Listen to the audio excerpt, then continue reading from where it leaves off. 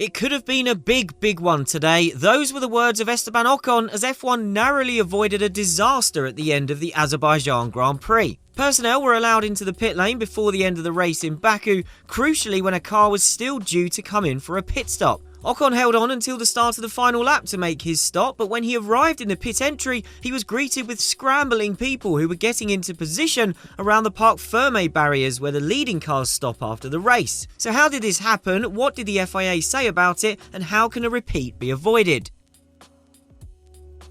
Ocon was the last driver to make his mandatory pit stop, holding on until the end in the hope of getting a safety car or a red flag that would enable him to retain some or all of the track position he'd clung onto by doing the whole race on a set of hard tyres. But once the race reached its final lap, the Alpine driver was left with no choice but to pit, as otherwise he would be disqualified. He came in at the start of the final lap, which is allowed within the rules, and as he slowed down to the pit lane speed limit, he was greeted with people in the fast lane of the pits as they were gathering around the Parc ferme barriers that are put up in the closing laps of the race. One person was even seen putting a belt barrier across the pit lane itself as Ocon first appeared in view. We understand that there were photographers in the area who knew that Ocon still had a stop to make, and they had been shouting at people to stay out of the way.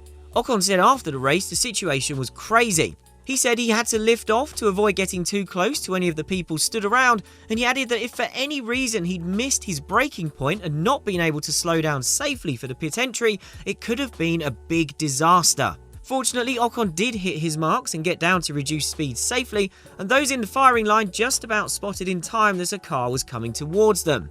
And while the pit lane speed limit is sedate by F1 standards, nobody wants to get hit by a car doing 80 km an hour. So what caused this? The situation that was taking place in the pit lane is common at the end of the race.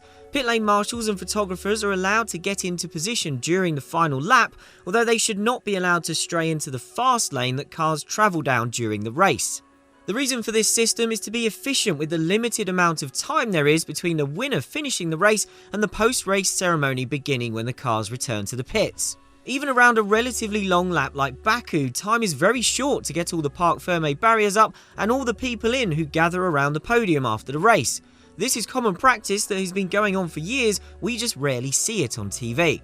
And while people are only allowed into the pit lane once the final lap starts, the barriers are put up a few laps before that, as could be seen on Nico Hülkenberg's onboard camera when he came in on the penultimate lap. The situation around Ocon's stop was exaggerated because he was so far behind the leaders, so Sergio Perez had started his final lap a long time before Ocon arrived to make his mandatory stop. You could chalk that up as being slightly unfortunate, but it's hardly an unexpected situation for cars to be spread out by the end of the race and for someone down the order to have been hanging on until the end to make a pit stop. But this was not F1's first near miss in this regard. At last year's Australian Grand Prix, Alex Albon stopped on the final lap, and as he left the pits, VIP guests were being ushered into the pit lane to witness the post-race celebrations up close. F1 shouldn't have needed a warning about this, but now we've had it twice in just over a year. The scary incident prompted the race stewards to summon the FIA representatives responsible for the Parc ferme setup. While the stewards are there working for the FIA, they are entirely independent of the sport's governing body, so this wasn't really a case of the FIA investigating itself. After an investigation that included walking through the procedures that are currently in place, the steward's statement made clear how seriously the severity of the incident was being taken and stressed the need for action to prevent a repeat. The stewards accepted it was not unusual for people to be allowed into the pit lane before the race had finished, however it made clear that doing so before all cars had completed their mandatory pit stops created a very dangerous situation. They added that it was fortunate that there were no serious consequences on account of what happened and stressed that the requirements of ensuring a safe and orderly event are paramount, which was acknowledged by the FIA team. The FIA representatives have been instructed to take immediate steps to reconsider the procedures and protocols to ensure that such a situation cannot happen again. This process will involve the other key stakeholders, namely Formula 1 management plus the teams and the FIA itself. The representatives responsible for this process have promised that these steps will be taken in time for the next race, which is next weekend in Miami.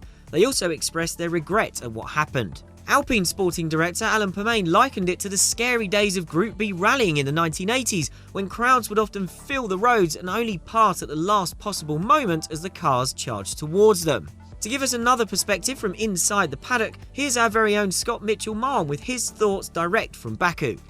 Esteban Ocon wasn't at risk of turning into a 300 km/h bowling ball and striking down the group of personnel that had gathered in the fast lane in the pit lane, but that's not really the point. It's the potential for something really bad to happen, whether he hits them at speed or not. Ocon was really in control of his car. He was going 80 km/h, the pit lane speed limit at the time that this incident occurred, so he would have been able to stop if he really needed to. But again, not really the point. What if someone wasn't looking? What if he hit something else even at low speed and that thing hit a person?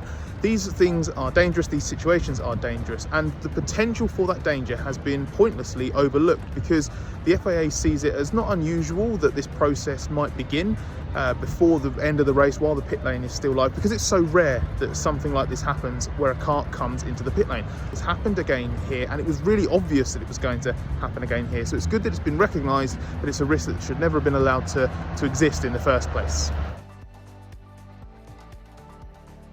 Regardless of the reasons for allowing people into the pit lane on the final lap of the race, the system F1 has in place for this is not fit for purpose. Nobody is better placed to comment on this than Ocon, as he was the driver confronted with a gathering of people as he came in to make his pit stop. He said this is not something we want to see. He doesn't understand why people are going into the pits to prepare for the podium ceremony while the race is still taking place, and it definitely needs to be changed. One obvious tweak that could be made would be to have a more robust protocol in place so that whoever is in charge of letting people into the pits ahead of Parc Ferme is clearly aware of any cars that might need to pit. But even that is not a fail-safe solution, as it would only take one car to make an unscheduled dash into the pits on the final lap for people to be put at risk again. Some may argue that the fact the fast lane used by all the cars is meant to be off limits makes the situation safe enough if all the rules are followed, but that doesn't allow for a car suffering a problem that causes a driver to lose control. And as you could see from the Baku layout, there was no space between the Parc Ferme barriers and the fast lane, so there was nowhere even remotely safe to stand for anyone who was given permission to be there. What this situation highlights is that F1's system for getting everyone into position on time for Parc Ferme is not safe enough. So a bigger change needs to take place beyond just making sure the current rules are followed properly in the future. An obvious solution would be to not allow anyone into the pit lane until all cars have crossed the finish line, so there is no risk of an unexpected arrival in the pits. That might be unworkable in that it wouldn't allow officials and photographers time to get into position, but if that's the case, then a new Parc Ferme system needs to be created. Perhaps that could involve all cars, or at least the leading ones, stopping on the start-finish line on track at the end of their slowing down lap as they do after qualifying. It wouldn't look as smart as the current Parc Ferme, as there still wouldn't be time to get barriers and signage into place or to allow guests and photographers to get into position. Is it for the TV broadcast to look and feel as slick as possible, for VIPs to be in prime position, and for all the right logos to be visible in all the right places for the best commercial value, or is it safety? There's also the benefit that if the car's parked up on the track instead of in the pits, the fans in the grandstand would get a much better view, and the atmosphere around the end of a race would be even more electric. Another suggestion that's been put to us by a photographer who was down by Parc Ferme as this situation emerged would be to let those people who were out in the pit lane gather safely in the FIA garages and not release anybody into the pit lane until all cars have finished the race. Whatever happens, F1 can't just write this off as a case of the system being fine and the rules not being followed. This is a sport where safety gains are constantly being made, and that makes the current system around Parc Ferme and pit lane safety feel out of date and terribly unfit for purpose. The FIA needs to make real changes to prevent the chance of this ever happening again.